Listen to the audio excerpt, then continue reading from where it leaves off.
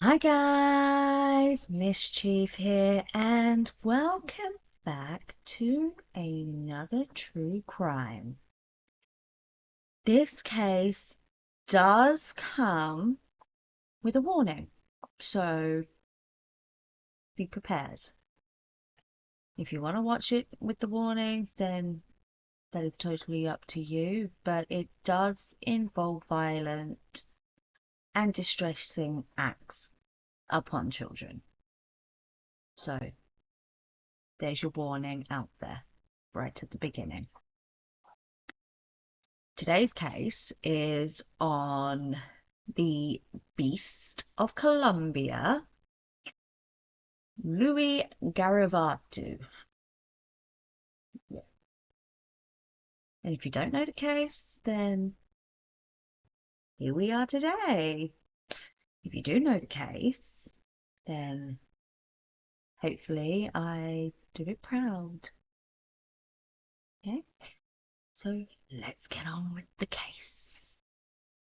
Louis Alfredo Garavito Cubillos, and I am going to butcher so many names today, okay? It's Colombian. I'm going to butcher so much. So I am very, very sorry in advance. He was born 25th of January, 1957 in Genova, Quindío, Colombia. He was the eldest of 7 children. Louis and his siblings were often physically and emotionally abused by their alcoholic father, Manuel Antonio Garavito, and his neighbors. It is also said that his mother was abused by his father also. Nothing that was physically abusive towards her, even during pregnancy. And that there was no affection at all within the family. None. Garavito attended Simon Bolivar School in Silan, I'm so sorry, where he was ridiculed by other children. They nicknamed him Garavito, meaning squiggle, as he wore glasses. He also struggled to learn the subjects in school. During recess, which is playtime for us, he preferred to play alone and acted out aggressively towards the students, who would chase him and mock him by screaming "squiggle" at him, which distressed Garavito, and he came to really resent his father for belittling him early on. When Garavito was around 11 years old, in 1968, his father allegedly pulled him out of school to financially sustain their family. He was discouraged from making friends and interacting with girls. A year later, Garavito was molested by one of the neighbors, who was a pharmacist and a friend of his father. This was during a vaccination run to the store. His pharmacist allegedly bit him, burned him, and cut him during the sexual abuse. Following this incident, Garavito allegedly killed and dissected 2 birds out of frustration. During his adolescence, Garavito has suggested to his younger siblings that they sleep in their shared bed naked. He had also sexually fondled his younger siblings as they slept on multiple occasions. Garavito alleged that he had molested a 6-year-old boy in 1969, and according to his family and friends, he had become withdrawn and extremely aggressive. It seemed to them that he wanted to take revenge on the world, probably for what he had been through at such an early age. The family relocated to Trujillo, in 1971, where a pharmacist rendered Garavito sexually impotent with women and permanently unable to ejaculate properly.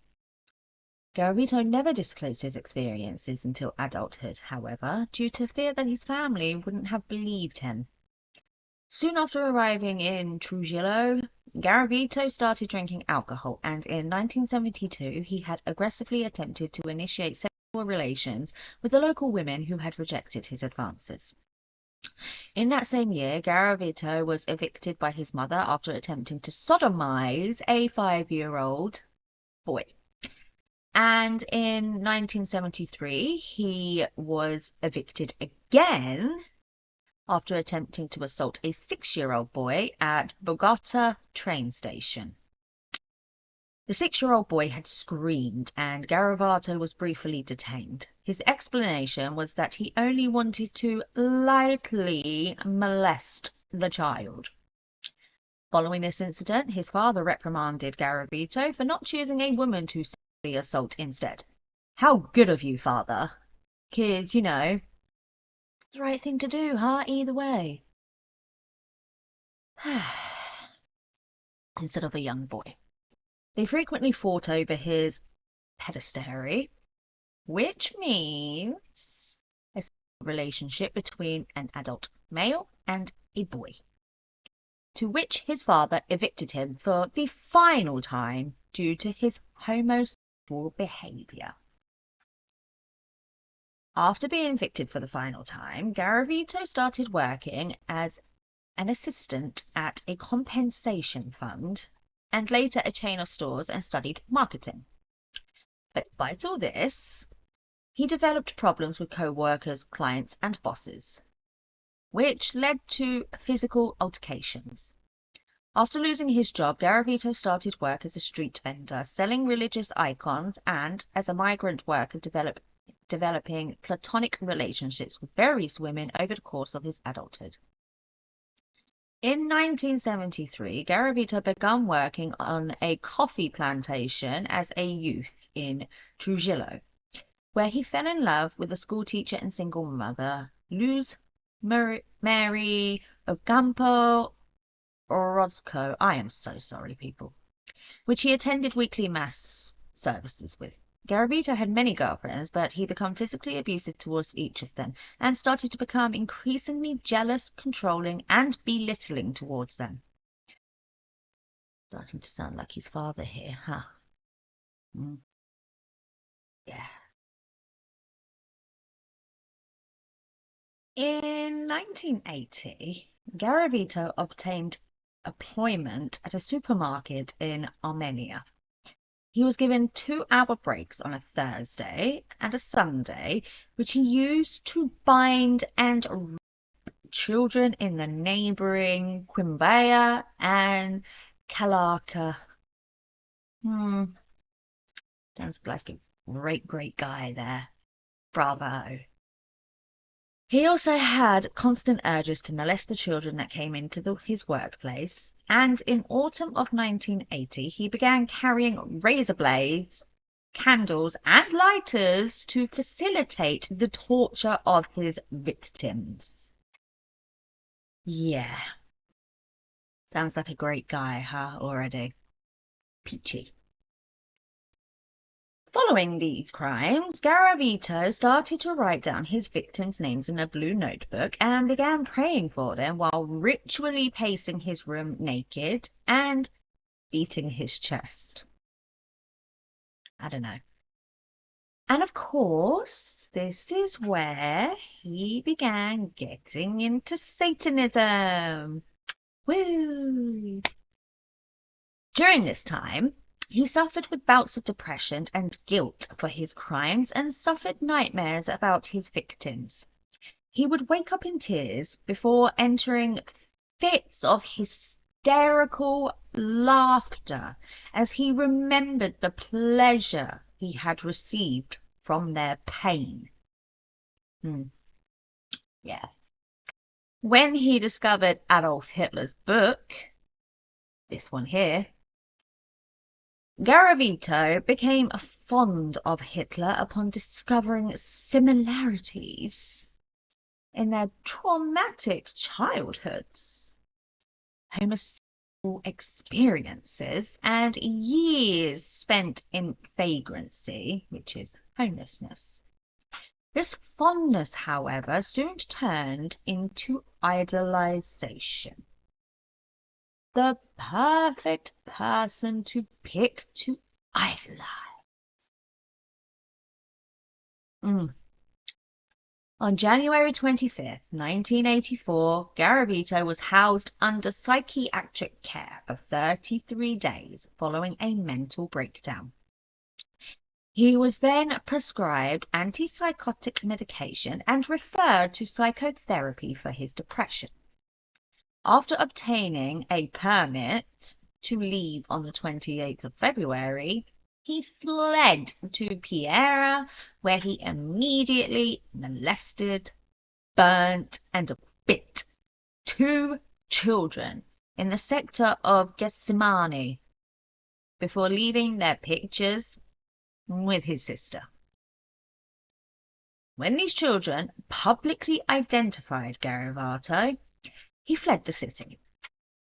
This is when he resumed storing scalpels, candles, and razor blades in plastic bags for his future victims.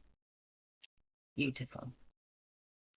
Garavito had molested and tortured more than 100 children by this time. He was truly living up to his name, the Beast of Colombia. Yuck. Garavito allegedly entered a state of psychosis while using a Ouija board and stated that the devil had asked him to serve him. Garavito said he would serve the devil, and with that the devil had responded to him saying, "Kill. That with killing many things may come." This is when Garavito turned into the murderer he is known to be today. He attempted to commit his first murder on the 1st of October 1992. He sought out a young boy who had been selling sweets and cigars to passerbys.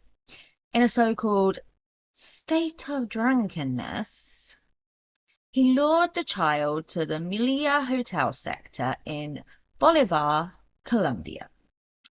He ultimately got interrupted and beaten by local cop police. One hit him over the head with a revolver. They took him to the police station, stole 1,000 pesos, a watch and a ring from Garavito before letting him go. Huge mistake, people. Huge mistake. Yeah. 4th of October 1992 was Garavito's first murder. A 13-year-old boy named Juan Carlos. As he was walking near a bazaar, Garavito followed Juan, buying synthetic rope and a butcher's knife along the way. He offered Juan 500 or 1,000 pesos for work. Juan left the crowded area in Jamundí with Garavito to a remote area near the local railroad.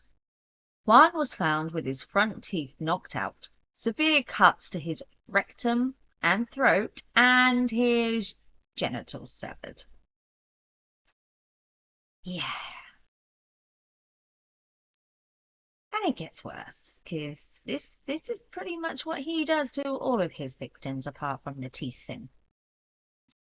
Yeah. 10th of October, Garavito went to see his sister in Trujillo. He drank brandy to subdue his impulses. He murdered 12-year-old John Alexander Penarada on the way to his sister's home. He further pursued and murdered more youths, collecting their amputated toes while there. In 1993, Garavito had started cutting into his victims' stomachs. Told you it gets worse. He lured 8 children aged 9 to 11 from a local school to a nearby wooded lot in the Victoria district and murdered them. Garavito discarded all the amputated toes for fear of being traced by Colombian bloodhounds before murdering Henry Giovanni Garcia, Marco Aurelio Castano, Juan David Cardenia, James Orlando Popayan, and 3 more unidentified children in southeast Bogota. How lovely. He's just wild, isn't he? Lovely. He married 2 more children in the Mason neighborhood before departing for Tuluá, to Pierre, to Quimbaya, then to Tulia again, where he murdered more children along the way. His 1993 killing spree ended with the death of a 13-year-old Mauricio Mondero Maya. That's just 1993. Let's just get that straight. In early 1994, Garavito lured a Bogota child who was estimated to be around 12 years old, who had fallen asleep on a bus. Garavito provided the child with some brandy, stripped and bound the child at a secluded ravine spot while he was in a dazed state. Garavito noticed a foul odor, letting the child go after he discovered a mass grave. The child immediately seized the knife, severing Garavito's tendons in his left hand, but ultimately he was overpowered and murdered by Garavito. The list goes on and on and on for this guy. Jeez. 4th of February 1994, Garavito lured a 13-year-old named Jaime Andre Gonzalez from the Plaza de Bolivar to a sugarcane field. Garavito molested and murdered Jaime. On January 12, 1997. Yeah. I don't know where it went in 94 to 97, but this is the information I have. But, you know, he must have done a lot of murdering during that time too, because I tell you what, you want to hear the victims list because they're not all in this. They're not.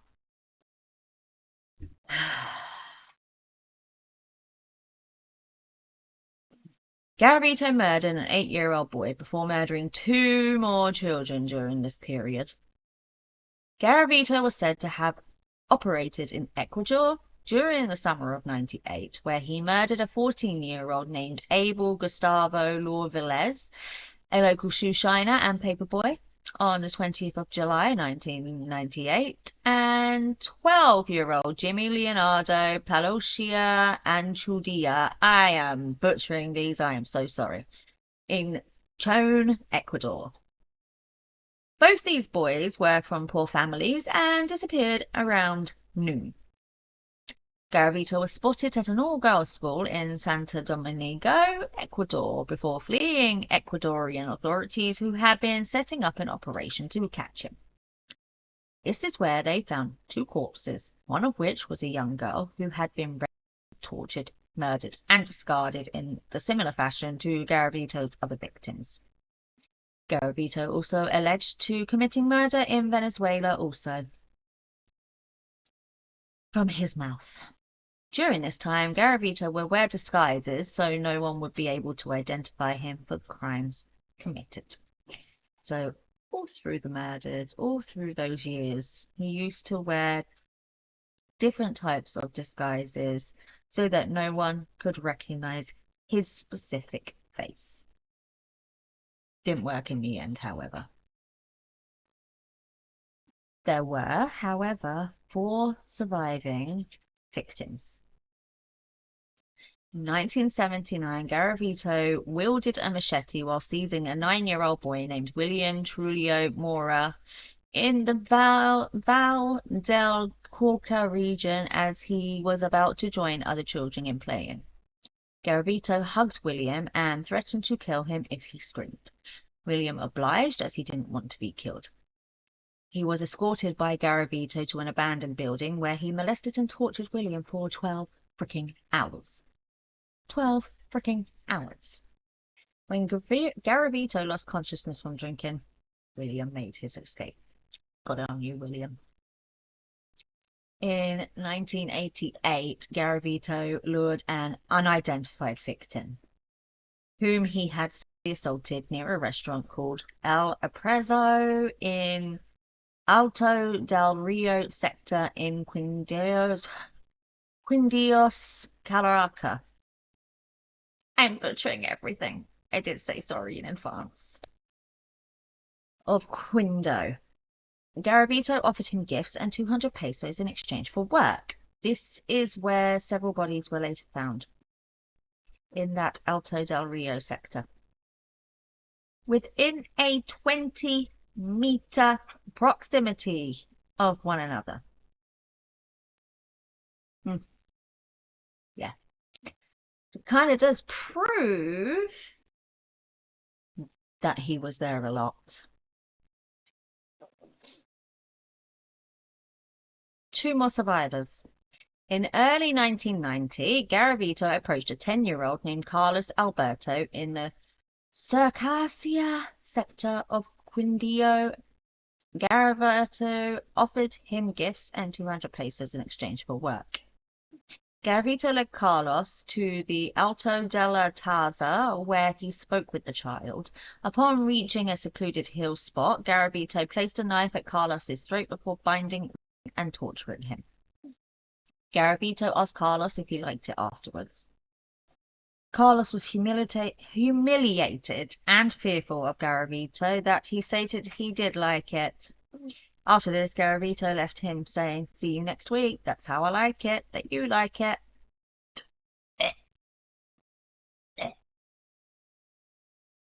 It's nasty. But that saved him. In the 1990s, Brand Bernal, who was 16 years old, worked with his father in his cockfighting business. While Brand tended to the roosters in the cockpit, Garavito threatened him with a knife and took him to a secluded spot. Garavito bound, sexually assaulted, and tortured Brand. His methods ranged from stabbing Brand several times with a screwdriver as he raped him to beating Brand until he was weak. Thankfully, Brand broke free of his restraints and fled from Garavito. This is where it gets good. On November 7, 1998, a group of children discovered a skeleton in Piera while playing football. The authorities didn't take much notice until the 15th of November, when mass graves of as many as 36 children were uncovered. Almost all of the bodies were boys. All had signs of sexual assault, binding, and prolonged torture. They also discovered a total of 41 children in the department of Risaralda and 27 discovered in the neighboring Val del Cauca. Busy man, huh? On 6th of February 1999, outside the town of Palmyra, 2 naked bodies of children were found laying next to each other on a hill near a sugarcane field. Yeah, remember that one on the sugarcane field? There was 2 naked bodies there of those poor fucking children. The next day, just meters away, another child's body was discovered. All 3 bodies had their hands bound and had signs of sexual abuse. Their necks were severely cut with bruises on their backs, genitals, legs, and buttocks. The murder weapon was also found with them.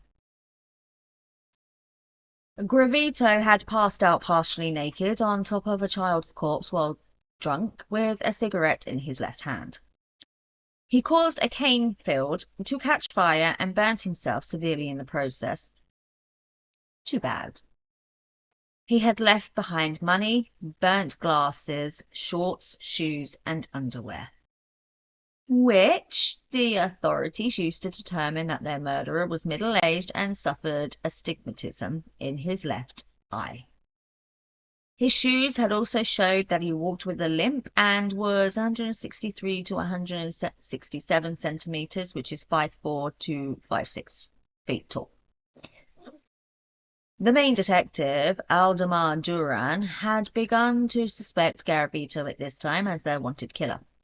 He contacted Garavito's girlfriend at the time, who hadn't seen him since December, but she handed over a black cloth suitcase that belonged to Garavito.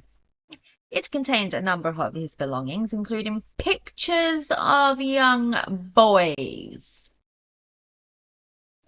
detailed journals of his murders, tally marks of his victims, and bills. This all led them to Garavito's residence, but the property was vacant. On 22nd of April, Garavito was drinking brandy in the evening when he came across 12-year-old John Ivan Sobago selling lottery tickets in the city of Villavicencio. I am so sorry. Garavito introduced himself as Bonifacio Moreira Lizcano, a local politician, and proceeded to seize John with a knife while threatening him into silence. While pretending to hug John, Garavito led him to a taxi before forcing him to climb a barbed wire fence that led to a secluded hillside. At this location, Garavito bound John and repeatedly screamed, "Am I a sadist?" Yes, yes you are.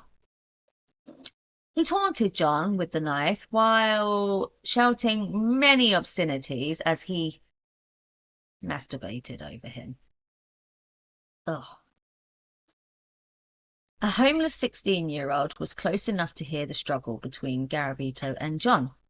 The teen had begun to curse and throw stones at Garavito. Garavito chased the teen off with his knife. But both the boys had fled to the Rosa Blanca farmhouse on La Coralina Road, Villavicencio, where they met a 12-year-old girl. Garavito had later reached the same farmhouse, aggressively asking the girl for directions. She directed Garavito into the woods where he had become lost. Good on you, girl. Good on you. The police were contacted after this, which resulted in a search. They found Garavito walking out of the woods at around 7 p.m. He gave them false ID, claiming to be the politician again, but on the 4th of July, 1999, their suspicion of him were confirmed. Colombia's Justice Department started to put all the evidence together. His height and limp were correct, and they decided to make the entire jail get an eye exam. It's obviously the stigma. This way, Garavito wasn't suspicious. While he was out of his cell, DNA samples were taken from his pillow and living area, as there was DNA evidence found on the victims. It was a match. Surprise, surprise. Garavito was interrogated for over 12 hours in October, where he confessed to about 140 children in various locations. For real? You know what I mean? 140. And that's all he admitted to. Garavito was found guilty of 138 out of 172 counts, as the other counts are ongoing. He was sentenced to 1,853 years and 9 days in prison, which is the lengthiest in Colombian history. Unfortunately, Colombian law limits imprisonments to 40 years, and because Garavito helped police find the victims' bodies, his sentence was reduced to 22 years. Come on, Colombia. Sort it out. It is suspected that Garavito has a surplus of 400 child victims, and the authorities were working on seeing if this was true. Garavito is Colombia's worst child murderer to date. Garavito was housed in a maximum security prison in Valledupar in the department of Alcesa, Colombia. And I don't know which side it's going to go, but this is the picture of the place where he is actually housed. Or was. He was housed separately from all the other prisoners for fear he would be killed immediately. Well, usually child predators are killed immediately. Wonder why. He would have become eligible for parole last year after serving only 3/5 of his sentence. But Garavito suffered from severe eye cancer and leukemia while in prison, which left him blind, weak, and fatigued, and needing daily blood transfusions. And on the 12th of October 2023, Garavito died in hospital at the age of 66. Karma. Gotta love it. Good riddance to a monster like him. Sick man. His murders went unnoticed for many years due to picking children of poor families and those who were on the streets.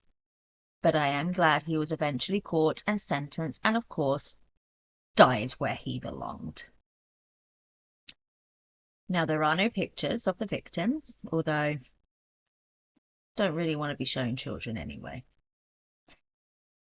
But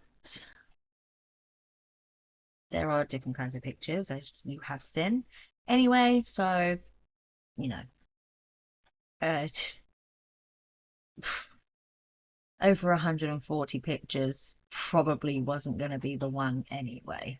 Let's put it at that. So that is today's case. I have made it a lot shorter just because I didn't want to put the trial in there or make it a lengthy investigation process. And of course, there wasn't too much about all of the victims because a lot of them were unidentified because they didn't have families, they were on the streets, so no one was around to say who they were, which is very saddening because everyone deserves the chance to know who they are, especially if they have been murdered. But he was caught, which is compensation in a way for it. Took many years to catch because he was a very clever killer in that way. He chose the victims that, like last case, chose victims that nobody really cared about in that way. Which is devastating, it really is, and it just shows how Colombia is. Because it was a very recent case, and it literally just proves how bad Colombia truly is.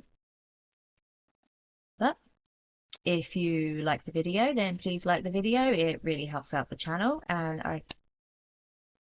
it would be lovely of you. If you have any comments about this, or if you want me to do a certain case, then please leave them in the comments below, and I will read them. And